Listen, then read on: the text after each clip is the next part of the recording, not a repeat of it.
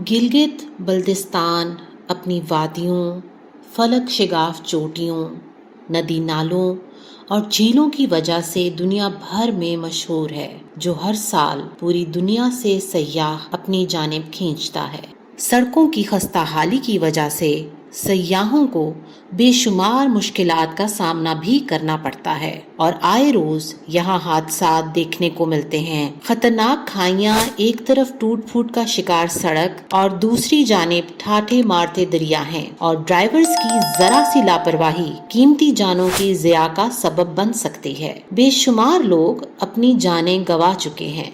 सिर्फ जुलाई 2023 में 41 अफराद मुख्तलिफ हादसात की वजह से अपनी जानों से हाथ धो चुके हैं। जनवरी 2023 से जुलाई 2023 तक कुल 77 लोग जाँ बहक हो चुके हैं, जबकि 467 अफराद जख्मी हुए हैं।